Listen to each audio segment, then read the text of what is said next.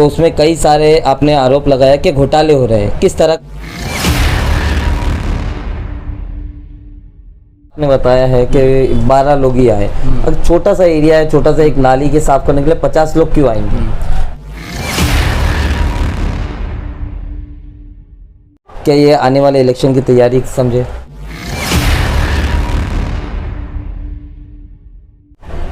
नुक्कड़ लाइव से मैं अनीस खान एक बार फिर आपका स्वागत है।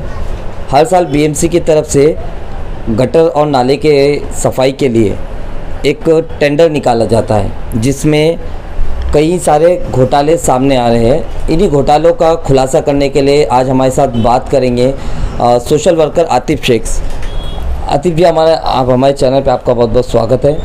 आपने एक आरोप लगाया है, जिस तरह रिजल्टिंग का एक टेंडर निकाला जाता है बीएमसी की तरफ से, तो उसमें कई सारे आपने आरोप लगाया कि घोटाले हो रहे हैं। किस तरह का मामला है और क्या घोटाले हैं?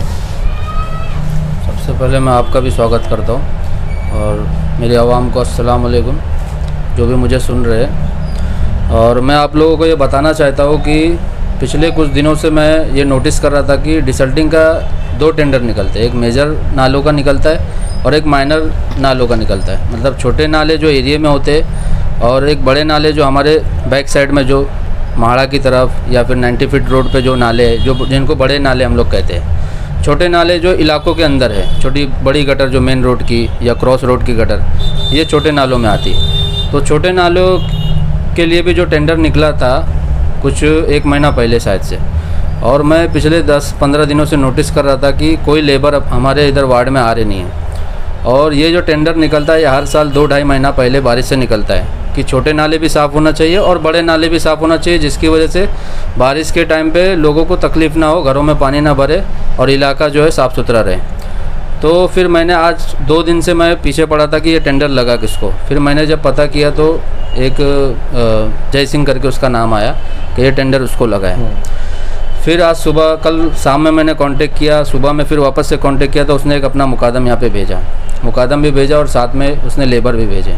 मैं आप लोगों को ये बताना चाहता हूँ मेरे भाइयों कि हमारे गोवंडी मानपुर में जितने भी वार्ड हैं वो सब जगह हर वार्ड में अलग अलग टेंडर रहता है। एक वार्ड का एक टेंडर रहता है, दूसरे वार्ड में दूसरा टेंडर होता है छोटे नालों का।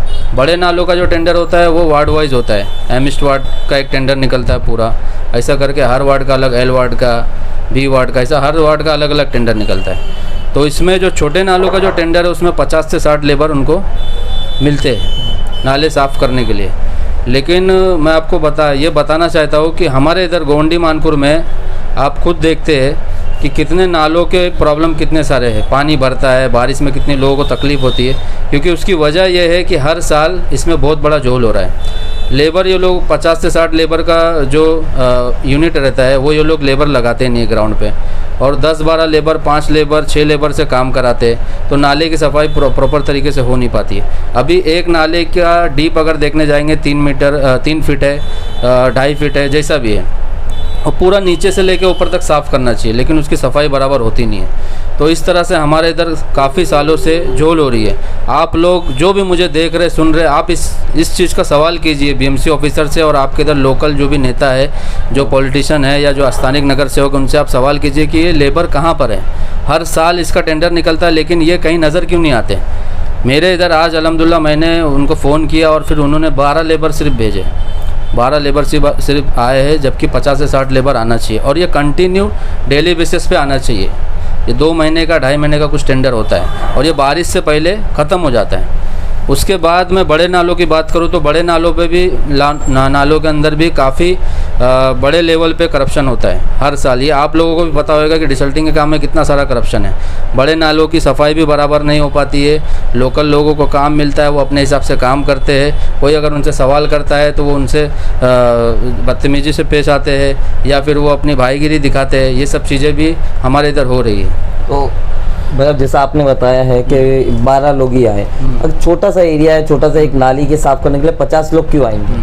50 लोग क्यों आएंगे? क्योंकि वार्ड जो है वो बड़ा है। अभी आप 139 अगर वार्ड देखने जाएंगे तो लोटस, गजनन, उसके बाद महाड़ा है, गौतम नगर महाड़ा का भी कुछ बिल्डिंगें है, निमुनिया बाग है, गायकवाड़ नगर है, शंकरा कॉलोनी है, आशीषी नगर है। ऐसा करके एक बहुत बड़ा इलाका होता है। तो उसको साफ़ करने के लिए 50 से 60 लेबर मेरे हिसाब से काफ़ी नहीं है। अगर प्रॉपर तरीके से काम होता है तो ठीक है। नहीं तो ये भी तो हो सकता है ना कि एक वक्त में एक जगह पे कुछ मजदूर हो और दूसरी जगह पे एरिया वाइज लोग बांट के काम करें। आपके मतलब इतना गंभीर आरोप आप बीएमसी और टेंडर जिससे कॉन्ट्रैक्टर को आप पर लगा रहे हो, तो आपके इसको एविडेंस इस तरह से कुछ है? मैंने सुबह में पहले मेरी टीम में मेरा भाई है छोटा, वो पहले जाके पूरा चेक करके आया कि लेबर का, और पिछले हफ्ता 10 दिन से हम लोग इसको बराबर नोटिस कर रहे थे। डेली सुबह में ये चीज़ देखते थे कि लेबर कहीं लगे नहीं लगे। डिसल्टिंग का काम चालू हो चुका है लेकिन लेबर कहीं नज़र नहीं आते। फिर जब मैंने फ़ोन किया तब जाके वो लोग आए और उन्होंने अपने 10-12 लेबर भेजे, उसके बाद में भेजे। बाकी कहीं पे भी कोई भी इलाके में इस वार्ड में 139 वार्ड में लेबर नहीं थे, इसलिए मैंने इतना बड़ा आरोप लगाया। नहीं मगर मैं भी 139 में ही रहता हूँ। मैंने देखा है पिछले काफ़ी टाइम से गटर और नाले का काम चल रहा है, तो अब उसमें सफाई की ज़रूरत नहीं है। तो अभी ऐसे में लेबर की क्या ज़रूरत? सफाई की ज़रूरत है ना। अभी नाले का काम हो के आप खुद देखेंगे कि क्रॉस रोड के जो नाले बने हैं, अल्हम्दुलिल्लाह उसमें भी मेरा बहुत बड़ा रोल था कि मैंने लेटर वगैरह दे के 2 साल से उसके पीछे फॉलोअप लिया। उसके बाद में क्रॉस रोड और नाले का काम हमारे इधर लोटस में हुआ। तो नाले बन के 2 महीना हो चुके हैं, 2-3 महीना हो गए। बारिश से पहले काम चालू हुआ था, पिछली बारिश से पहले। बारिश के बाद फिर वापस से काम चालू हुआ, अब बारिश से पहले फिर बंद हो जाएगा। उसके बाद अभी जो काम चल रहा है वो रोड का काम चल रहा है। नालों का काम होकर तो काफ़ी टाइम हो चुका है, तो नालों की सफाई तो ज़रूरी है। नाले जब साफ़ होएंगे तभी तो पानी पास होएगा, फिर वो नाला पीछे की तरफ जाके मिलेगा, फिर वहाँ से वो बड़े नालों में जाके पानी गिरेगा। अगर नाला बराबर प्रॉपर साफ़ नहीं होएंगे हमारे इधर के छोटे नाले जो है, तो घरों में पानी भरेगा, क्योंकि ब्लॉकेज आएंगे। फिर जगह जगह पे अगर कहीं पे भी ब्लॉक आएगा तो पानी आगे पास नहीं होगा, उसकी वजह से बहुत सारी प्रॉब्लम होगी। तो नाला साफ़ होना ज़रूरी है। अब इस पूरी घटना में, इस पूरे आपके आरोपों में जिम्मेदार कौन है? नगर सेवक या कॉन्ट्रैक्टर या बीएमसी? मेरे हिसाब से तो इसमें सबसे बड़ा रोल जो है बीएमसी का आता है कि बीएमसी की तरफ से टेंडर निकलता है और सबसे बड़ी जिम्मेदारी जो है वो उनकी बनती है। उसके बाद कॉन्ट्रैक्टर है, जिसको ये टेंडर लगा है, जिसको भी ये टेंडर मिलता है, उसकी जिम्मेदारी है कि वो प्रॉपर तरीके से ईमानदारी से काम करे, क्योंकि गवर्नमेंट हमारे टैक्स के पैसे से उनको पे कर रही है। वो उनका पैसा नहीं है ना, वो बीएमसी का पैसा, वो हमारे टैक्स का पैसा है। हम जो टैक्स भरते हैं वही गवर्नमेंट उसका इस्तेमाल करती है हमारे ही लिए। उसके बाद तीसरे हमारे नगर सेवक तो अभी कोई है नहीं, सारे डिज़ोल्व हो चुके हैं, लेकिन फिर भी कहीं ना कहीं जो भी एक्टिव है या जो पहले नगर सेवक रह चुके हैं, उनकी जिम्मेदारी मेरे हिसाब से बनती है कि उनको पूछना चाहिए, बोलना चाहिए, बताना चाहिए लोगों को। अगर नहीं आ रहे लेबर या कॉन्ट्रैक्टर लेबर नहीं लगा रहा है तो उनको उस पर ध्यान देना चाहिए, उनको बुला के पूछना चाहिए कि भाई आप लेबर क्यों नहीं लगा रहे, क्योंकि आगे उनको इलेक्शन लड़ना है, तो उनको आवाम की खिदमत करना चाहिए। ये नहीं कि इलेक्शन ख़त्म हो के वो डिज़ोल्व होकर 1 साल हो चुका है उनको, तो वो आगे इलेक्शन नहीं लड़ेंगे। आगे तो वो इलेक्शन लड़ेंगे, तो उनकी भी जिम्मेदारी कहीं ना कहीं बनती है। और जो लोकल में समाज सेवक है, जिम्मेदार लोग हैं, उनको भी सवाल पूछना चाहिए। जिनको मालूमात नहीं है, आप चेक कीजिए, बीएमसी की वेबसाइट है, उस पर भी जाके आप चेक कर सकते हैं इन सब चीज़ों के बारे में, आपको वहाँ पे भी मालूमात मिल जाएगी। थोड़ा सा आप लोग भी, मैं जो लोकल लोग हैं, जो रहवासी हमारे गोवंडी मानपुर के, उनको भी कहना चाहता हूँ कि थोड़ा सा इन सब चीज़ों पे ध्यान दीजिए। हमारे साथ में हो क्या रहा है, हमारे गोवंडी मानपुर में हो क्या रहा है, इसके बारे में हमें पता होना चाहिए। हमारे ऊपर कितना पैसा आता है, हज़ारों करोड़ रुपया एमिस्ट वार्ड को आता है, 5 साल में हज़ारों करोड़ रुपए आता है, लेकिन वो पैसा कहाँ जाता है, वो हमारे ऊपर नहीं लगता। हमारी हालत आज भी वही है, गटर नाली छोटी छोटी चीज़ों के लिए हमारी घर की औरतें परेशान हैं।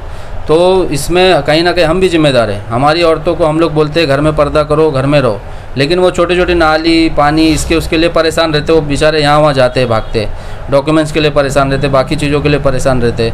तो हमारी भी जिम्मेदारी बनती है कि हम ऐसे लोगों को चुन कर लाए जो हमारी घर की औरतों को बाहर निकलने ना दे, उनका एक फ़ोन पे या उनके एक मैसेज पे काम हो जाए, ऐसे लोगों को चुन के लाए। तो मेरी आप लोगों से यही गुजारिश है कि जहाँ जो भी मुझे देख रहे सुन रहे हैं, वो अपने अपने वार्ड में भी ध्यान दे। अगर कहीं पे भी डिसल्टिंग के लेबर नहीं लगे तो वहाँ के जो भी जिम्मेदार है, या आप खुद जाकर बीएमसी से बात करें और उसके बाद इस पर आप कुछ ना कुछ कार्रवाई करें, आप लेटर दें, जो भी आपसे हो सकता है, लेकिन अपने इलाके का ध्यान रखें, साफ़ सफाई का ध्यान रखें। अभी तक ये डिसल्टिंग का जो मुद्दा है किसी ने उठाया नहीं है, किसी ने ध्यान नहीं दिया, या ये कहे कि ध्यान नहीं दिया। क्या ये आने वाले इलेक्शन की तैयारी समझे? नहीं, ऐसा कुछ नहीं है। इलेक्शन का तो ऐसा कोई मसला नहीं है कि इलेक्शन के लिए सब ऐसी कोई बात नहीं है। 2 साल पहले भी मैंने बड़े नाले का मुद्दा उठाया था, उस टाइम पे भी बहुत सारी चीज़ें नहीं हो रही थी। उसके बाद में पिछले 1 साल 1.5 साल फिर अच्छे से काम हुआ था। अभी फिर मैं वापस से ये माइनर जो गटर है, जो छोटी छोटी गटर होती है इलाके की, जिसकी वजह से घरों में पानी जाता है, घर के लोग परेशान होते हैं। तो ये बहुत बड़ा इशू है, इसको छोटा इशू नहीं समझना चाहिए। जब बारिश आती है कितनी सारी पानी भर जाते हैं, करंट लगने से लोगों की मौत हो जाती है, एक्सीडेंट होते हैं, लोग गिरते हैं। पानी भरने की वजह से भी उसके जो इफ़ेक्ट है वो बहुत सारे हैं। तो मेरे हिसाब से इसको छोटा मुद्दा नहीं समझना चाहिए, एक बड़ा मुद्दा है कि एक गटर साफ़ नहीं होने की वजह से, जबकि गवर्नमेंट पे कर रही है, हमारा ही पैसा है, जो गवर्नमेंट टेंडर करती है वो हमारे पैसे से ही करती है, उसकी वजह से पानी भरने की वजह से कितने लोगों की जान चली जाती है, एक्सीडेंट होती है, बाकी बहुत सारी चीज़ें ऐसी होती है जिसकी वजह से लोगों की जान जाती, तकलीफ़ होती है। तो मेरे हिसाब से इलेक्शन का कोई मुद्दा नहीं है ये। इलेक्शन तो अभी पता नहीं कब होगा, वो जब होगा जब देखेंगे, लेकिन बस एक जिम्मेदारी है, जिम्मेदारी समझ के मैंने ये मुद्दे को उठाया। Thank you.